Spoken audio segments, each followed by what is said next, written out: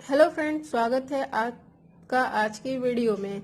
आज जो रहेगा सीटेट 2020 का लेक्चर 6 रहेगा ईवीएस कंटेंट का। अभी तक आपने मेरा चैनल सब्सक्राइब नहीं किया है तो ईवीएस और मैथ से रिलेटेड सीटेट के सारे वीडियो डाले जाएंगे, तो आप नए हैं तो मेरे चैनल को सब्सक्राइब कर लें। आई होप आपको हमारा वीडियो अच्छा लगेगा। सारे वीडियो जो है प्लेलिस्ट में डाल दिए गए हैं अकॉर्डिंग टू ईवीएस और मैथ्स के कंटेंट की तरह। ठीक है, तो चलिए स्टार्ट करते हैं आज का वीडियो।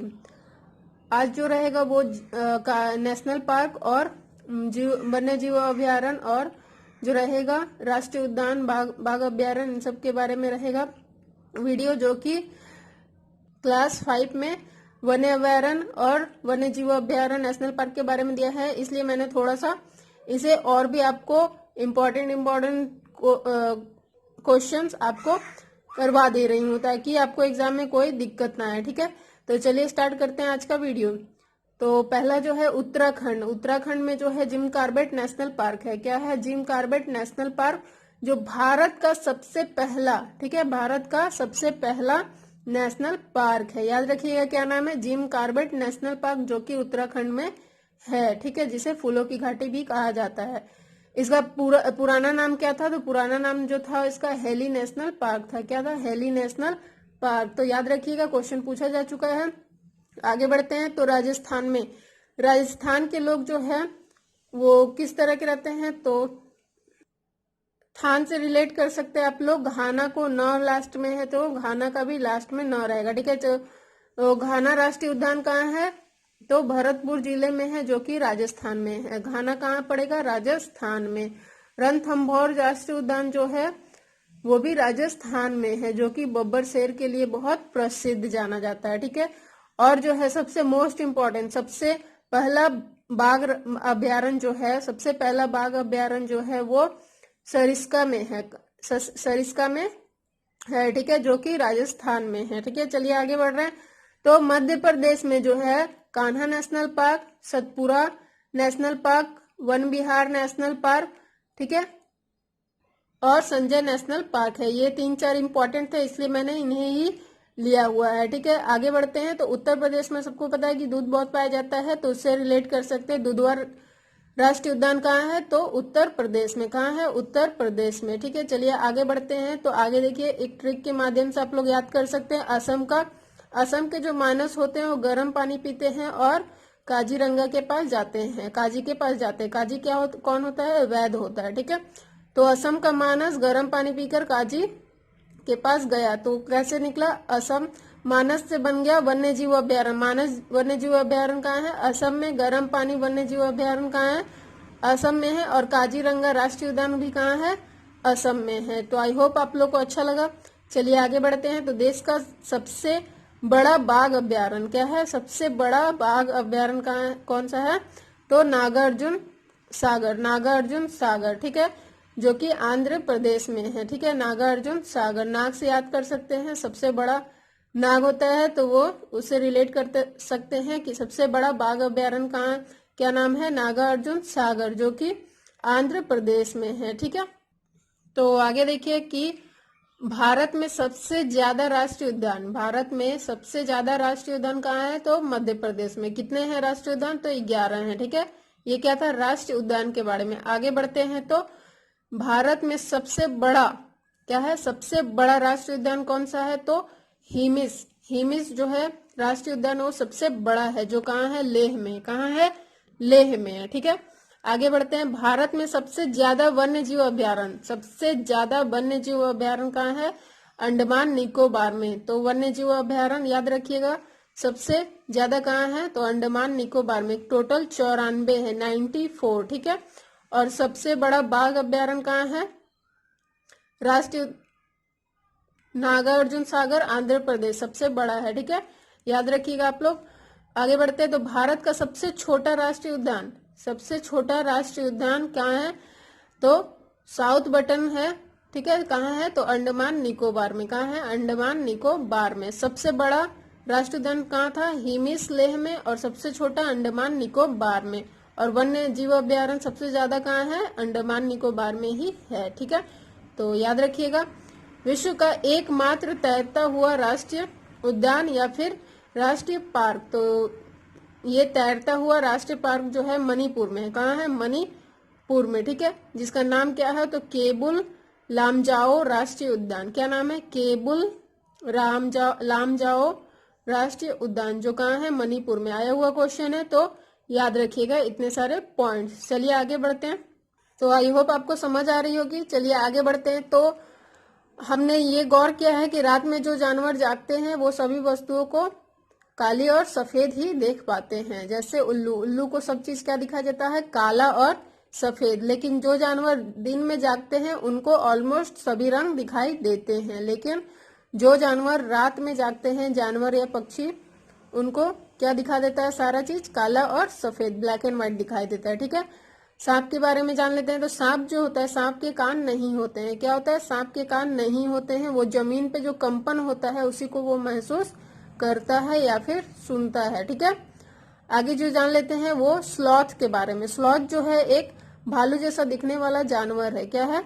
भालू जैसा दिखने वाला जानवर, जो कि 17 से 18 घंटे पेड़ पर उल्टा लटक कर सिर के बल सोता है।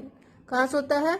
पेड़ पर, ठीक है। 17 से 18 घंटे, याद रखिएगा। आया हुआ क्वेश्चन है, ठीक है। लगभग इसका उम्र जो होता है 40 वर्ष का होता है और लगभग 40 वर्ष के अपने पूरे जीवन में ये मुश्किल से 8 पेड़ पर ही जाता है, ठीक है। तो एक पेड़ पर कितना हुआ? 5 साल तक रहता है और उसी पेड़ के पत्ते खा खा कर वो जिंदा रहता है और सप्ताह में एक बार ही वो शौच करने उतरता है। तो याद रखिएगा, आया हुआ क्वेश्चन है कि स्लॉथ कितने घंटे सोता है? तो 17 से 18 घंटे। उसकी उम्र क्या होती है? लगभग तो 40 वर्ष। एक पेड़ पे कितने दिन रहता है, कितने साल रहता है? तो लगभग 5 साल, ठीक है। आया हुआ क्वेश्चन है, याद रखिएगा। आगे देख लेते हैं कौन से जानवर कितने देर सोते हैं। तो गाय जो है 4 घंटे सोती है। गाय कितने घंटे? 4 घंटे सोती है, ठीक है। अजगर जो है 18 घंटे सोता है। अजगर जो है 18 घंटे सोता है। जिराफ जो है 2 घंटे सोते हैं, ठीक है। जिराफ जो है 2 घंटे सोते हैं। और बिल्ली जो है 12 घंटे सोती है, ठीक है। बिल्ली जो है 12 घंटे सोती है। छिपकली जो है वो सर्दियों के मौसम में सोने चली जाती है, ठीक है। और वो लगभग 24 घंटे तक कंटिन्यू सो सकती है। तो याद रखिएगा इतना। आगे पढ़ लेते हैं हम लोग बाघ के बारे में, ठीक है। तो बाघ के बारे में जान लेते हैं। तो बाघ जो है इंसानों से 6 गुना बेहतर देख सकता है अंधेरे में, ठीक है। कितने गुना? 6 गुना। अब वैसे जो चील बाघ थे, चील, बाज और गिद्ध जो थे वो कितने गुना देख सकते थे इंसानों से बेहतर? 4 गुना। तो बाघ क्या है? 6 गुना। याद रखिएगा, आया हुआ क्वेश्चन है। ये जो है मूंछ से अपने हवा के कंपन को महसूस कर लेता है और शिकार का बिल्कुल सही स्थिति पता कर लेता है, ठीक है। एकदम अपने मूंछ से ये हवा के कंपन को महसूस करता है, ठीक है। बाघ जो है, बाघ का गुर्राना जो है 3 किलोमीटर दूर तक सुना जा सकता है। बाघ का गुर्राना जो है 3 किलोमीटर दूर तक सुना जा सकता है। बाघ भी जो है कुत्ते की तरह अपने इलाके को मूत्र करके अपनी गंध छोड़ता जाता है। अगर उसके इलाके में कोई बाघ घुस जाता है तो वह क्या करता है? उसके मूत्र द्वारा या शौच द्वारा उसे पहचान लेता है। अब उसकी इच्छा रहती है कि वो उस बाघ को रखना चाहता है या फिर उसे भगाना चाहता है, ठीक है।